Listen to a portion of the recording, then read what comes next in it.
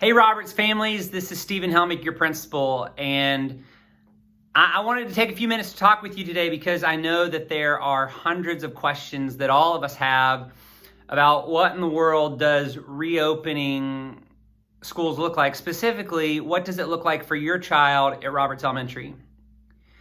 I want you to know that as I'm processing through this and thinking about what I want to communicate to you, my thoughts and my questions and my concerns as well aren't just from a principal lens, but they're from a dad lens. I've got 4 kids myself that are in the Little Rock School District, that these decisions impact them. I have a wife who is on the front lines of the medical community as a nurse at Children's Hospital. And all of us are our community members, right, who bear the responsibility of caring for and protecting and working together through this pandemic. The state of Arkansas has communicated that we are going to have school. August 24th, that week, is when we will start.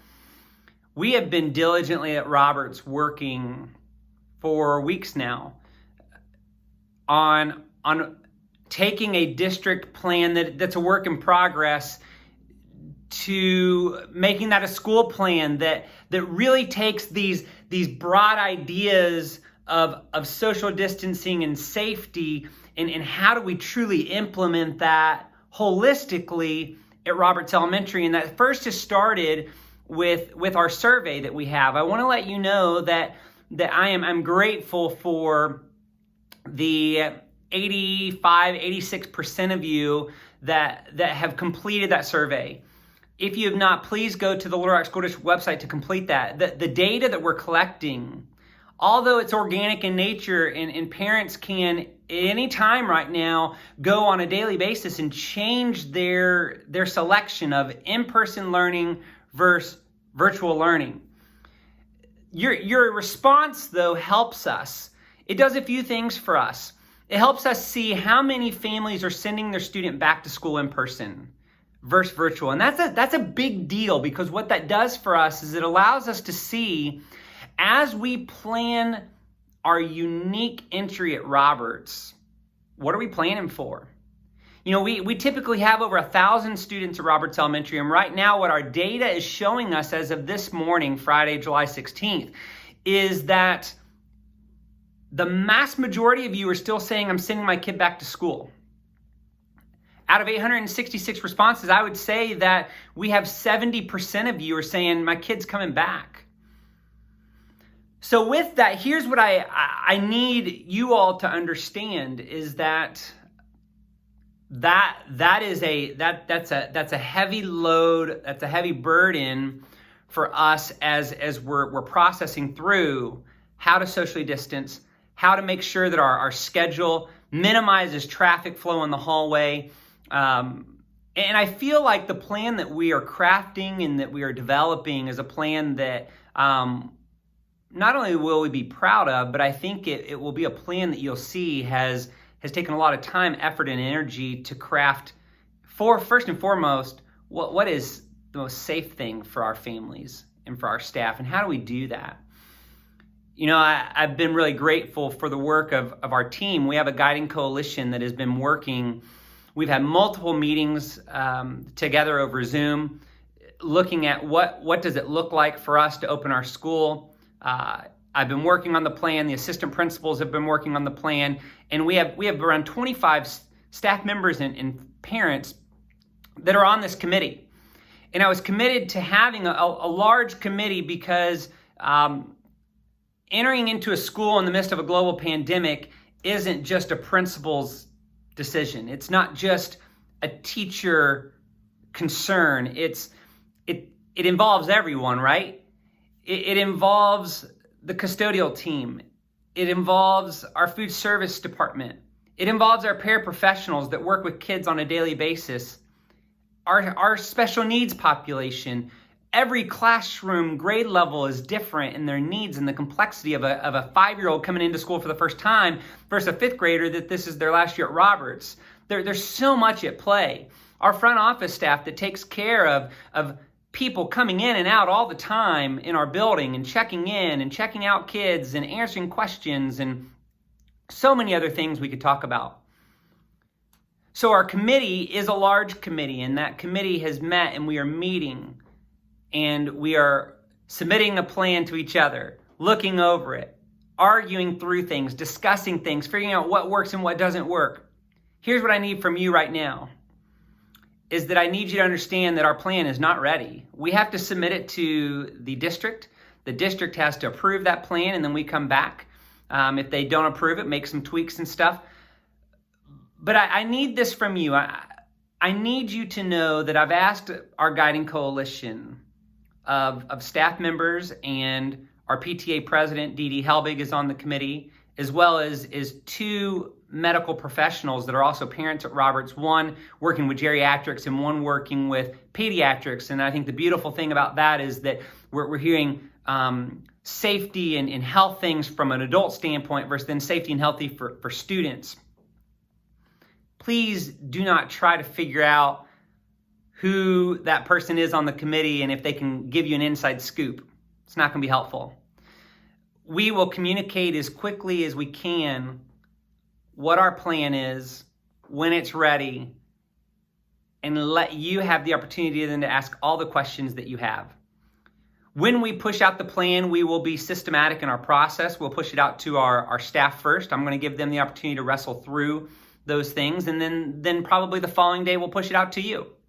Once we push it out to you, we'll have Zoom nights. A lot like if you were here at Roberts at the beginning of the pandemic in March, we had evenings where we got on Zoom for all first grade parents to have questions and talk through those things.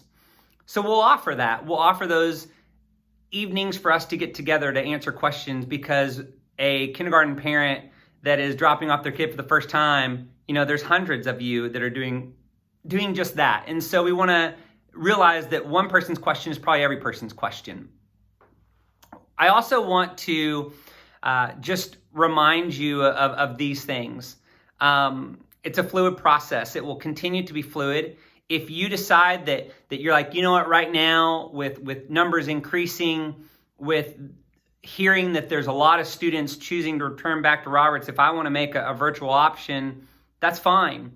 The virtual platform is going to look very different this year than it did in March. The district is working on Schoology is the platform we'll use. Teachers are going to get lots of training on that. But the virtual platform won't be a district lesson that's pushed out by district people. It'll be your child's teacher looking at them through the screen and teaching that lesson to them.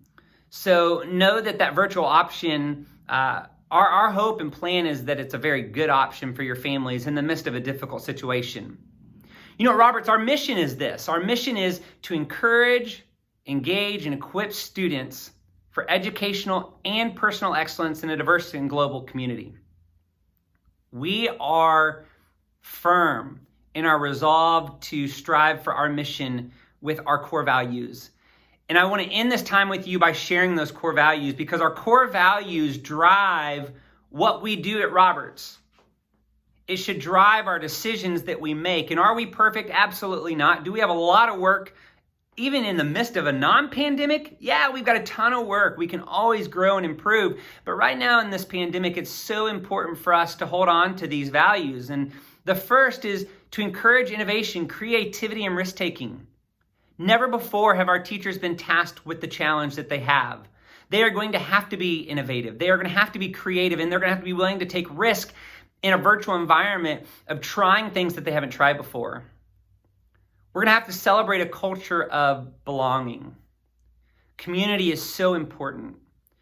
A culture of belonging, yes, in a physical environment can be maybe easier than a virtual environment, but if what we have is what we have, we've got to figure out how do we celebrate all students, physical, in-person, virtual.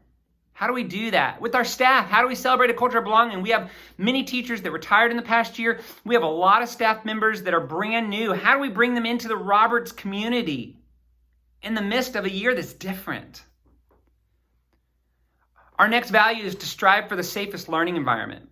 I'm committed to that. That's important. It needs to happen.